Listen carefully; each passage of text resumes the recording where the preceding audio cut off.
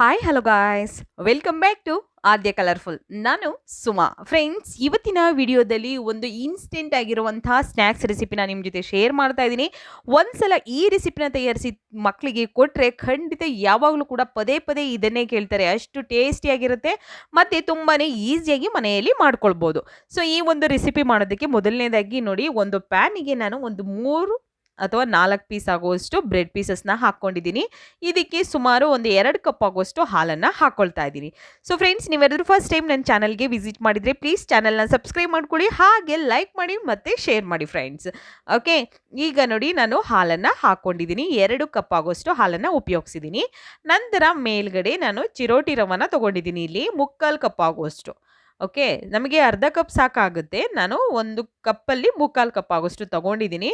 ನಂತರ ನೋಡಿ, ಇವಾಗ ಮೇಲ್ಗಡೆ ಈ ಥರ ನಾವು ಸ್ಪ್ರೆಡ್ ಮಾಡ್ಕೋಬೇಕು ರವೆನ. ಓಕೆ, ಅರ್ಧ ಕಪ್ಪು ಟೋಟಲ್ ಆಗಿ ನಮಗೆ ಸಾಕಾಗುತ್ತೆ. ಇಲ್ಲಿ ಹಾಲು ನಾನು 2 ಕಪ್ ಆಗುವಷ್ಟು ಹಾಲನ್ನು ತೊಗೊಂಡಿದ್ದೀನಿ. ಇವಾಗ 1 ಕಪ್ ಹಾಕಿರೋ ಅಂಥದ್ದು. ನಂತರ ಮತ್ತೆ ನಾವು ಇದನ್ನು ಮಿಕ್ಸ್ ಮಾಡ್ಕೋಬೇಕಾದ್ರೆ ಮತ್ತೆ ಇನ್ನೊಂದು ಕಪ್ ನಾವು ಹಾಲನ್ನು ಹಾಕ್ಕೊಳ್ಬೇಕಾಗುತ್ತೆ. ಈಗ ಇದನ್ನು ನೀಟಾಗಿ ಈ ರೀತಿ ನಾವು ಮ್ಯಾಶ್ ಮಾಡ್ಕೊಳ್ಳೋಣ. ಒಂದು 2 ನಿಮಿಷ ನಾವು ಹಾಲಲ್ಲಿ ಹಾಗೆ ಬಿಟ್ಟರೆ ಬ್ರೆಡ್ಡನ್ನು ತುಂಬಾ ಚೆನ್ನಾಗಿ ಅದು ಹಾಗೆ ಫುಲ್ಲು ಮೆತ್ತಗಾಗಿರುತ್ತೆ. ನಂತರ ಮತ್ತೆ ನೋಡಿ, ಸ್ವಲ್ಪ ಹಾಲನ್ನು ಹಾಕ್ಕೊಂಡು ಈ ರೀತಿ ನಾನು ಮಿಕ್ಸ್ ಮಾಡ್ಕೊಳ್ತಾ ಇದ್ದೀನಿ.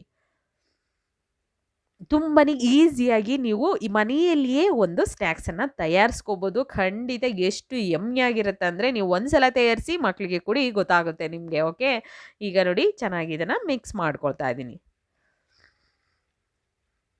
ಈ ರೀತಿಯಾಗಿ ಇರಬೇಕು. ಓಕೆ, ಇದಕ್ಕೆ ರುಚಿಗೆ ತಕ್ಕಷ್ಟು ಉಪ್ಪು, 1 ಚಿಟಿಕೆಯಷ್ಟು ಬೇಕಿಂಗ್ ಸೋಡಾನ ಹಾಕ್ಕೊಳ್ಬೇಕು.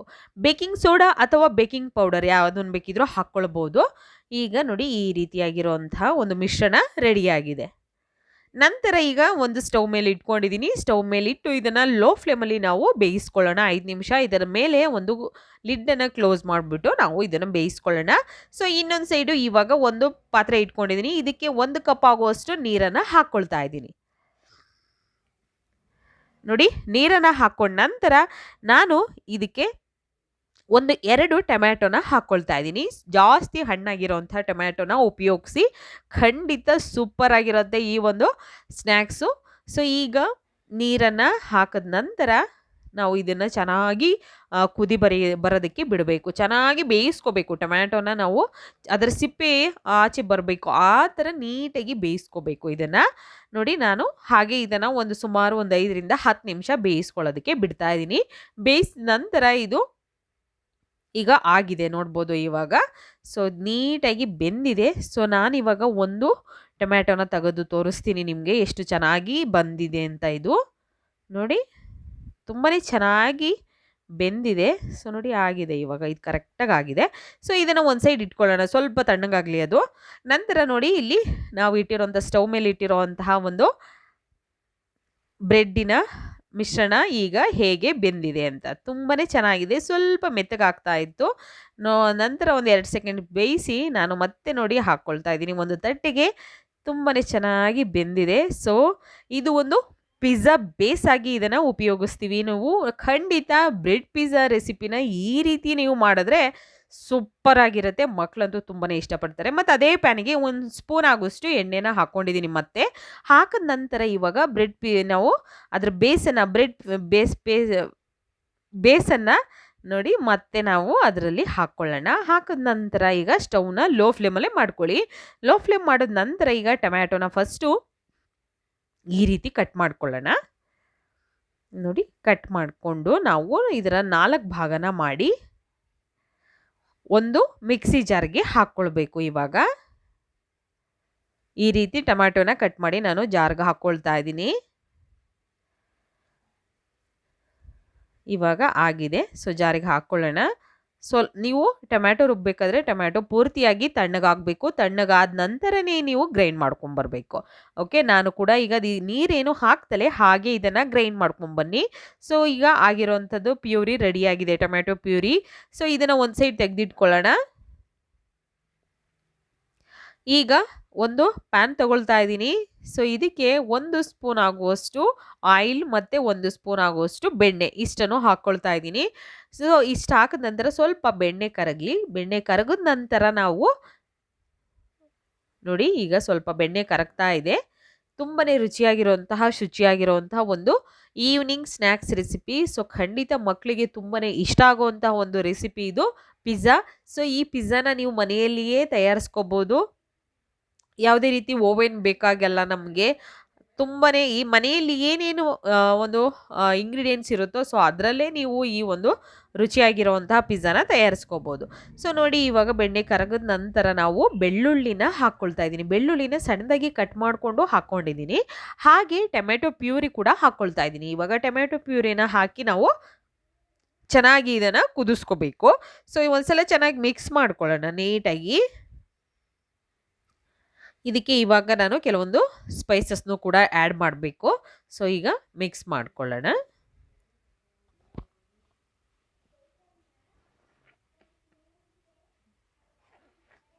ನೋಡಿ ಚೆನ್ನಾಗಿ ಮಿಕ್ಸ್ ಆಗಿದೆ. ಸೊ ಇದರಲ್ಲಿ ಏನು ನೀರಿನ ಅಂಶ ಇದೆಯೋ ಅದು ಹೋಗಬೇಕು. ಅಲ್ಲಿವರೆಗೂ ನಾವು ಇದನ್ನು ಬೇಯಿಸ್ಕೊಳ್ಬೇಕು. ರುಚಿಗೆ ತಕ್ಕಷ್ಟು ಉಪ್ಪನ್ನು ಹಾಕ್ಕೊಳ್ಳೋಣ. ಹಾಗೆ ಚಿಲ್ಲಿ ಫ್ಲೇಕ್ಸ್ ಹಾಕ್ಕೊಳ್ತಿದ್ದೀನಿ, ಒಂದು ಅರ್ಧ ಸ್ಪೂನ್ ಆಗುವಷ್ಟು. ಉಪ್ಪು ಹಾಗೆ ಚಿಲ್ಲಿ ಫ್ಲೇಕ್ಸ್ ಹಾಕ್ಕೊಂಡಿದ್ದೀನಿ. ಈಗ ಮಿಕ್ಸ್ ಮಾಡ್ಕೊಳ್ಳೋಣ. ನಿಮಗೆ ಬೇಕು ಅಂದರೆ ಅಚ್ಕಾರದ ಪುಡಿ ಕೂಡ ಹಾಕ್ಕೊಳ್ಬೋದು, ಖಾರ ಬೇಕು ಅಂತಂದರೆ. ನೋಡಿ ಈ ರೀತಿ ಸ್ವಲ್ಪನೂ ನೀರಿಲ್ದಂಗೆ ನಮಗೆ ಡ್ರೈ ಆಗಿ ಇದು ಬೇಕು. ನೋಡಿ ಇನ್ನೊಂದು ಸ್ವಲ್ಪ ಡ್ರೈ ಮಾಡೋಣ ಸಾಕು. ಸ್ವಲ್ಪ ನೀರು ಇರಬಾರ್ದು. ನೋಡಿ ಈ ರೀತಿ ಒಂದು ಚಟ್ನಿ ಥರ ರೆಡಿ ಆಗಬೇಕು, ಕೆಂಪು ಚಟ್ನಿ ಥರ.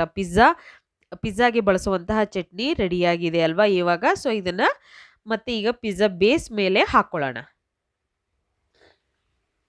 ನೋಡಿ ಈ ರೀತಿ ಪಿಜ್ಜಾ ಬೇಸ್ ಮೇಲೆ ಹಾಕ್ಕೊಳ್ತಾ ಇದ್ದೀನಿ ನಾನು. ಪೂರ್ತಿಯಾಗಿ ಹಾಕ್ಕೊಳ್ಬೇಕು. ಇದನ್ನು ಪೂರ್ತಿಯಾಗಿ ಸ್ಪ್ರೆಡ್ ಮಾಡ್ತಾ ಇದ್ದೀನಿ, ನೋಡ್ಬೋದು ನೀವು. ಈ ರೀತಿ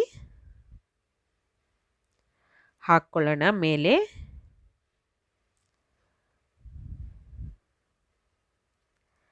ಹೀಗೆ ನಂತರ ಚೀಸನ್ನು ಉಪಯೋಗಿಸ್ತಾ ಇದ್ದೀನಿ ನಾನು ಇಲ್ಲಿ. ಸೊ ಇದು 20 ರುಪೀಸಿಗೆ ಬರುವಂಥ ಒಂದು ಪ್ಯಾಕು. ನಿಮಗೆ ಬೇಕು ಅಂದರೆ ಉಪಯೋಗಿಸಿ, ಇಲ್ಲ ಅಂತಂದರೆ ಸ್ಕಿಪ್ ಮಾಡ್ಬೋದು. ಒಂದು ಸ್ವಲ್ಪನಾದರೂ ಚೀಸ್ ಹಾಕಿರೆ ಪಿಜ್ಜಾ ತುಂಬ ಚೆನ್ನಾಗಿರುತ್ತೆ. ಸೊ ಹಾಗಾಗಿ ನಾನು ಈ ಥರ ಒಂದು ಚೀಸನ್ನು ಉಪಯೋಗಿಸ್ತೀನಿ. ಈ ರೀತಿ ಕಟ್ ಮಾಡಿ ಕೈಯಲ್ಲೇ ಈಗ ಮುರಿದು ಕೂಡ ಹಾಕ್ಕೊಳ್ಬೋದು, ಅಥವಾ ನೀವು ಶೇಪ್ ಬೇಕು ಅಂತಂದರೆ ಉದ್ದುದ್ದವಾಗಿ ಕಟ್ ಮಾಡಿ ಕೂಡ ನೀವು ಹಾಕ್ಕೊಳ್ಬೋದು. ನೋಡಿ ಹೀಗೆ ನಾನು ಕೈಯಿಂದನೇ ಕಟ್ ಮಾಡಿ ಸುತ್ತಲೂ ಕೂಡ ನಾನು ಇಡ್ತಾ ಇದ್ದೀನಿ. ಹೀಗೆ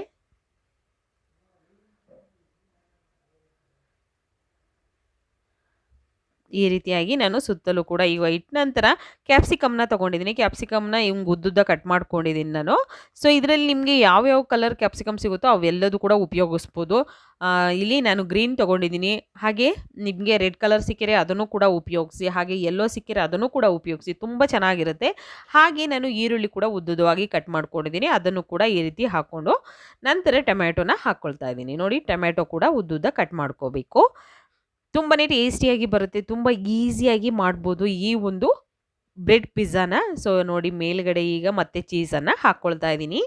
ಸೊ ಇದ್ರ ಮೇಲೆ ಇವಾಗ ನಾವು ಸ್ವಲ್ಪ ಉಪ್ಪು ಹಾಗೆ ಚಿಲ್ಲಿ ಫ್ಲೇಕ್ಸ್ ಮತ್ತು ಆರ್ಗ್ಯಾನೋ ಹಾಗೆ ಇದಕ್ಕೆ ಒಂದು ಸ್ವಲ್ಪ ಪೆಪ್ಪರ್ ಪೌಡರ್ ಇಷ್ಟನ್ನು ಕೂಡ ನಾನು ಹಾಕ್ಕೊಳ್ತಾ ಇದ್ದೀನಿ ಮೇಲೆ. ತುಂಬಾ ಟೇಸ್ಟಿಯಾಗಿ, ಸ್ವಲ್ಪ ಉಪ್ಪು ಖಾರ ಜಾಸ್ತಿ ಇದ್ದರೆ ತುಂಬ ಚೆನ್ನಾಗಿರುತ್ತೆ ಅಂತ ಹೇಳಿ.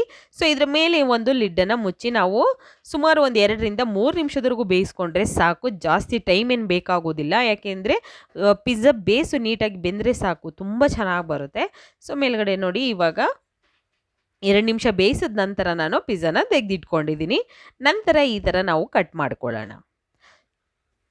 ನಿಮಗೆ ಯಾವ ಶೇಪ್ ಬೇಕೋ ಆ ಶೇಪಲ್ಲೇ ಕಟ್ ಮಾಡ್ಕೊಳ್ಬೋದು, ಅಥವಾ ಪಿಜ್ಜಾದ ಥರನೇ ನಾವು ಕಟ್ ಮಾಡ್ಕೊಳ್ತೀವಿ ಅಂದರೆ ಹಾಗೆ ಕೂಡ ನೀವು ಕಟ್ ಮಾಡಿಕೊಂಡು ಮಕ್ಕಳಿಗೆ ಕೊಡ್ಬೋದು. ಒಂದ್ಸಲ ಈ ರೆಸಿಪಿನ ತಯಾರಿಸಿ ಮಕ್ಕಳಿಗೆ ಕೊಟ್ಟರೆ ಯಾವಾಗಲೂ ಕೂಡ ಪದೇ ಪದೇ ಇದನ್ನೇ ಕೇಳ್ತಾರೆ. ಅಷ್ಟು ಟೇಸ್ಟಿಯಾಗಿರುವಂತಹ ರುಚಿಯಾಗಿರುವಂತಹ ಬ್ರೆಡ್ ಪಿಜ್ಜಾ ರೆಸಿಪಿ ರೆಡಿಯಾಗಿದೆ. ನೀವು ಕೂಡ ಟ್ರೈ ಮಾಡಿ. ಬಾಯ್.